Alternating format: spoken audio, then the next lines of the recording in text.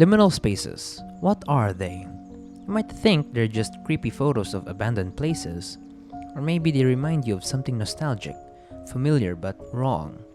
It could be a missing shadow, the hallway that feels like it repeats forever, the too many doors, or maybe not enough. And yeah, sure, those are parts of it, but liminal spaces aren't just that. They're not that simple. Well, I mean, they could be if you just want a spooky hallway wallpaper, but if you're here, that means you probably want to dig a little deeper. So here's your surface level but kinda deep Google field explanation of liminal spaces. So let's talk about the what, why, where, how, and maybe even the why does this make my brain hurt part of it all. So let's start with the what. Think of hallways, stairwells, empty parking lots, vacant malls. What do all of these have in common? They're all transitional spaces. They exist in between the places we actually want to be. For example, in a hotel, it's not the hallway you came for, it's your room. The hallway's just the awkward middle bit. In a school, it's just the stairwell between the classes. In a mall, it's that weird empty corridor between the food court and the closed department store. Even parking lots?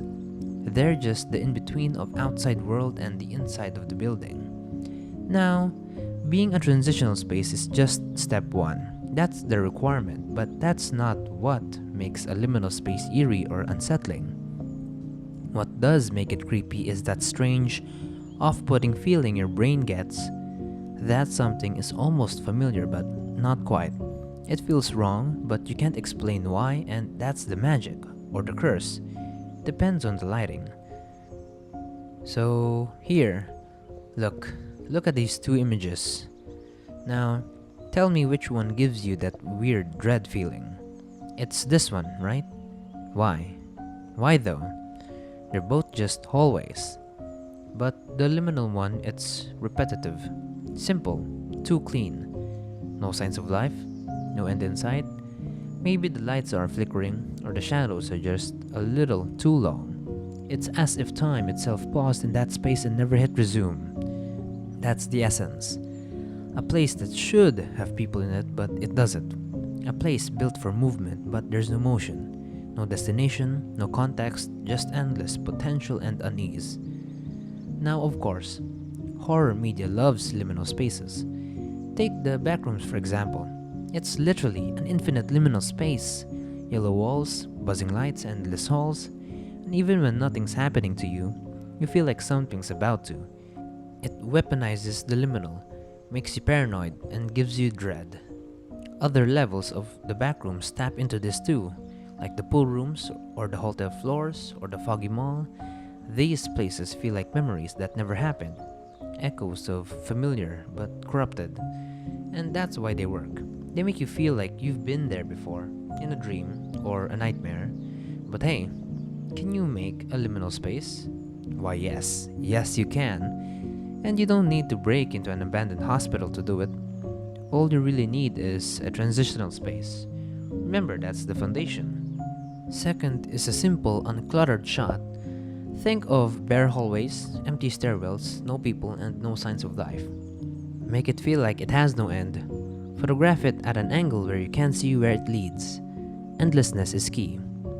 Next is lighting. It's always the lighting. Dim, flickering, off-color, or washed-out lighting makes everything feel uncanny. Next is stillness. Capture the moment where nothing is moving. No motion blur, no action, and just quiet. And boom. Congratulations! You've captured a liminal space. Now, don't get stuck thinking liminal spaces only belong in analog horror. They're everywhere. Take Five Nights at Freddy's for example. The party room, the empty halls, the abandoned arcade. It's made of pure liminal energy. Or Exit 8. At first it's just a subway corridor, but keep walking, keep looking, and it turns into a loop of dread and unreality. Liminal spaces are real, and they're not just in spooky games or VHS tapes. They're in real life. They're in the mall at 3 in the morning. They're in that old school hallway remember but can't place. They're in the dream you had about walking endlessly through your childhood home. They're not about jump scares, they're about the atmosphere, about that weird in-between feeling, that space where you don't belong but once did, or maybe never did. So, pack up your notes, look around, because liminal spaces aren't specific places. They're everywhere. They can be nostalgic, creepy, empty, or strangely comforting.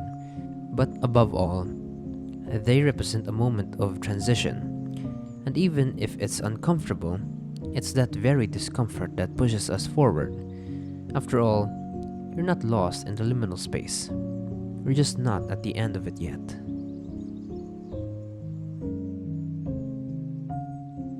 Hey guys, so this video, pretty chill, I know.